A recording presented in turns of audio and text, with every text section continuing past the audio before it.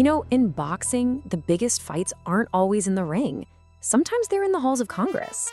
And right now, there's a new bill on the table that could literally change the sport forever, pitting the independence of the fighter against a powerful new corporate vision. And believe me, the battle lines are already drawn. The opposition, they are not mincing words.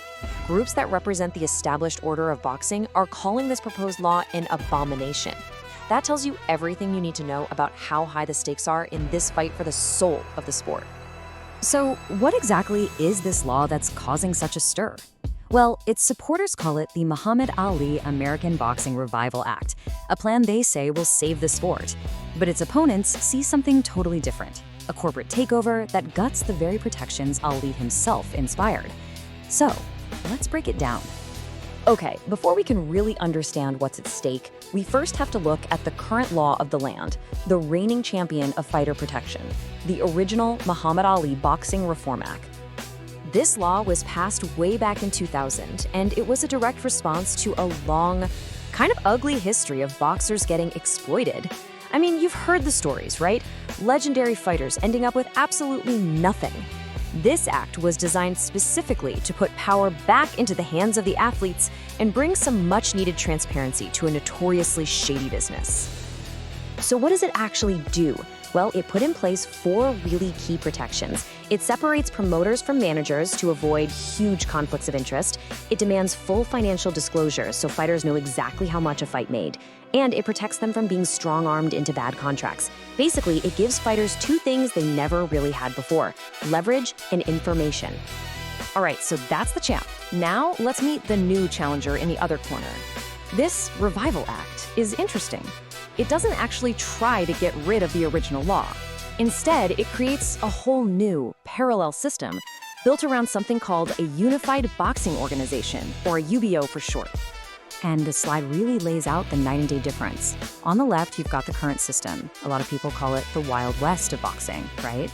You've got all these independent sanctioning bodies, the WBC, the WBA, you know the names, and they issue the belts. Now, on the right is the proposed UBO model. Here, one company is the promoter, the league, and the sanctioning body, all rolled into one. It controls the rankings and titles, and fighters sign exclusive contracts, kind of like in the UFC. Okay, this is where it gets really interesting. Let's get to the tail of the tape. Supporters say this new model is going to fix all of boxing's biggest problems. Meanwhile, critics are warning it will create a monopoly that just crushes fighter rights. Let's hear from both corners. In the pro corner, supporters point to enhanced safety rules and a minimum pay floor. They also argue that it creates a stable league that finally forces the best to fight the best. But in the con corner, opponents see a massive red flag: getting rid of financial disclosure. They're afraid this allows one company to get a stranglehold on the sport, suppress fighter pay, and gut the free market that makes those huge 9-figure purses even possible. And here's the pitch, straight from the source. This is from UFC CEO Dana White, the guy who's expected to lead this new boxing venture. He frames it as a simple choice for fighters. You can stick with the old system, or you can come join his new league. He's selling it as an alternative, not a hostile takeover. But legal experts like Eric McGregor, they see it completely differently. He argues that the moment you let a promoter also control the rankings and the titles, you've thrown out all the checks and balances that prevent exploitation. For any fighter who signs on with a UBO, those core protections from the original Ali Act are effectively gone. And then you have veteran promoter Oscar De La Hoya, and he's pointing to the UFC's own history as a giant cautionary tale. He's basically asking, why would anyone want to import a business model that has faced lawsuits and accusations of suppressing fighter pay into the world of boxing? And this one is powerful. Muhammad Ali's own daughter, Hana, has come out against the bill that's using her father's name. She believes he would have always stood with the individual fighters, not a corporate structure. This makes it crystal clear that Ali's own family isn't on board with this so-called Revival Act. So that raises a huge question. Who is behind this push? A legislative change this massive doesn't just happen in a vacuum. Let's look at the key players who are driving this thing forward. And when you do, you see a really powerful alliance. You have TKO, the parent company of both the UFC and the WWE. They're partnering with Saudi Arabia's Public Investment Fund. And when you throw in bipartisan support in Congress, well, You've got a coordinated and very well-funded push. Okay, this slide right here, this gets to the absolute financial heart of the whole debate. Look at this. In the current boxing model, fighters get an estimated 80% of event revenue. In the UFC model, that number is completely flipped on its head, with fighters reportedly getting just 15 to 18%.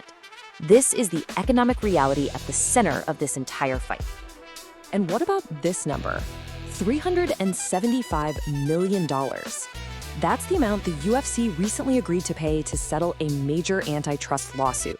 A lawsuit, by the way, that was filed by former fighters who accused the company of using its market dominance to systematically suppress their pay. This settlement adds a pretty critical layer of context to this whole debate. So where are we now? Well, the bill is gaining some serious momentum. Despite all the opposition, the influential California State Athletic Commission recently voted to endorse it. The fight now moves to its biggest stage yet, the floor of the U.S. Congress, where the final decision will be made. When you boil it all down, this is a clash of philosophies. One vision prioritizes the fighter as an independent contractor, a free agent. The other sees the future in a centralized league structure, controlled by a single, powerful corporation. And that leaves us with the ultimate question, doesn't it? The Muhammad Ali Act was created to give power to the fighters. This new Revival Act promises stability and safety, but at what cost? As this fight heads into the final rounds in Washington, the entire structure of professional boxing hangs in the balance.